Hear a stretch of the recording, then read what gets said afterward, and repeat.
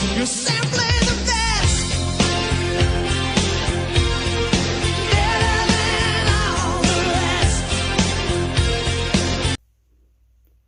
Hello, JPA here, welcome back to the channel. Now before I start the video, I want to apologise for doing this video a little bit later. I've been working the last couple of days, so I've not had a chance to kind of upload of yet. Before I get into the video, I just want to say congratulations to the Player of the Year winners. They had the awards last night. Alfredo Morelos won Player of the Year. He also won most goals. Ryan Jack won best goal for the goal against Celtic. I think that's pretty much because of the significance of the goal rather than how good the goal was, although it was a good goal, I would say. Ryan Kent won Young Player of the Year, and Josh McPake from the Academy won the Academy Player of the Year. So well done to the guys, and I'll just get straight into this video. So it was Motherwell versus Rangers, and it finished Motherwell 0, Rangers 3. Another good 3 points, another strong performance, really good performance. A hat-trick for Arfield, which I'll go on and talk about his individual goals in a minute. But obviously delighted to get back-to-back wins, back-to-back 3-0 wins as well, and obviously back-to-back clean sheets, which is really, really good going into this split. And I'll just talk about the first goal. So first kind of 10-15 minutes, I thought the game was pretty even. And if not, I would say Motherwell probably edged it in terms of possession anyway. They didn't really hurt us, didn't have any penetration, but certainly in terms of possession, they probably had more of the possession. We were fairly comfortable, and on 22 minutes we got the first goal. It came for Tavernier, played it into the middle, and Candeas, who's normally obviously a winger, was in the middle of the pitch. He played it through towards Defoe. And as soon as Defoe got the ball, Arfield made a run outside him.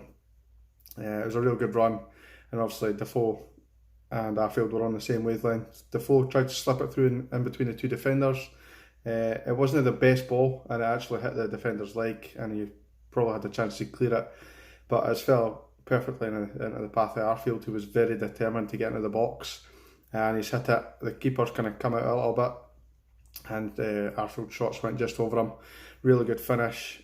Defoe actually in the build up did really well to stay on side. You can kind of see him kind of stepping back if you watch it.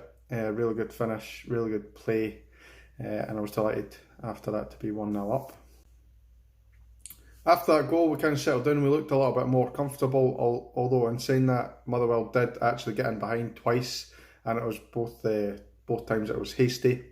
One time, Flanagan, who I actually think had a really, really game apart from this one time, he allowed Hasty to run off his blind side. He didn't read the flight of the ball, and Hasty ran in. We managed to deal with it. I think it was a combination of Goldson and Flanagan getting back, dealt with that situation. The other time, I think it was actually marginally offside. They went through, and it was almost, it was crossed right across the face of goal. Tav ended up getting fouled, and we got the free kick for it anyway. But there was a couple of dangerous moments in there. I just want to say it wasn't completely 100% comfortable in that first half, but we managed to get a second goal, and again it was Arfield.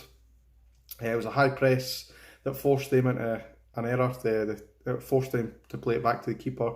They tried to play it out for the back, tried to be a little bit smart with it.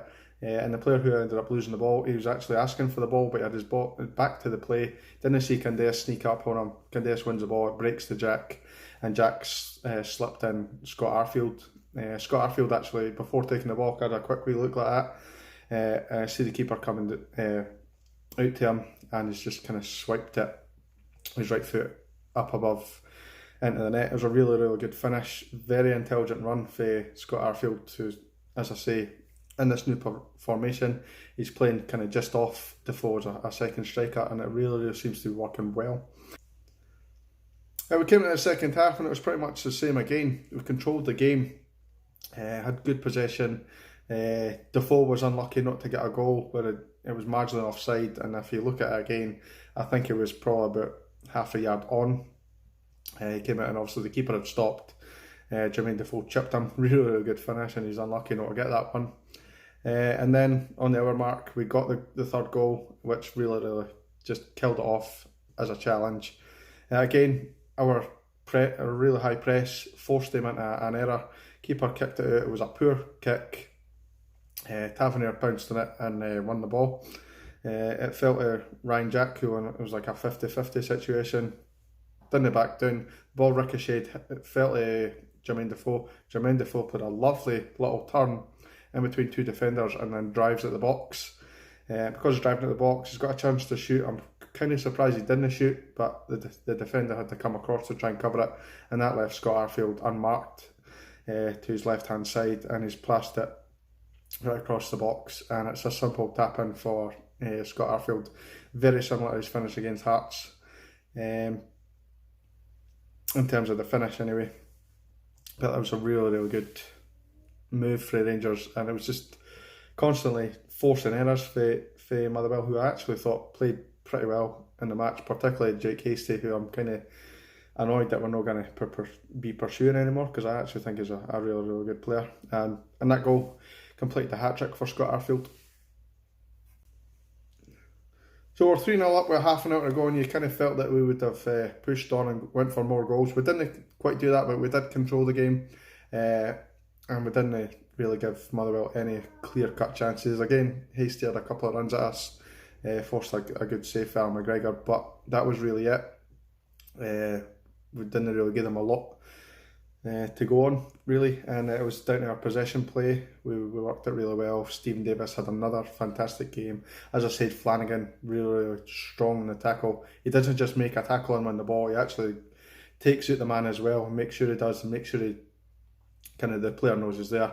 I noticed this in the Hearts game, that kind of happened again in the Motherwell game, where they were going down that side constantly, and then a couple of really good challenges, really strong challenges for Flanagan, and they didn't kind of want to go down that side. They started coming inside a little bit, which is really good. Pleased for Flanagan, because he's had a lot of flack lately, and he's proved a lot of people wrong in these last couple of games. So looking at the man of the match, it's pretty obvious. It was, for me, Scott Arfield. It wasn't just his goals, by the way. I think he linked up really well with Defoe. He made runs off the ball, and his positioning was really good. Stephen Davis was another one that stood out for me. Candeas had a quiet game, but he was involved also in that second goal, and the first one actually. So he had a kind of indifferent game. Tav again had a superb game. McGregor didn't have much to do, neither did the two centre backs. It was good to see actually Katic back in the starting lineup. Didn't think he put a foot wrong. He was fouled a couple of times in the opening exchanges, but he played pretty well. Kamara again was excellent, but because of his high standards, he didn't really stand out as much, because we're kind of used to that performance for him now. Ryan Jack was outstanding, also involved in a couple of the goals and the build up and stuff. And as I said, Jermaine Defoe might not have got his goal. He was unlucky. He had a chance right at the end as well, where he kind of hit it towards the keeper. Probably could have done better, but his overall play, link up with the goals, to pass up an opportunity to score for a striker who's so clinical, to get his teammate a hat-trick was really good. So a special mention to him as well.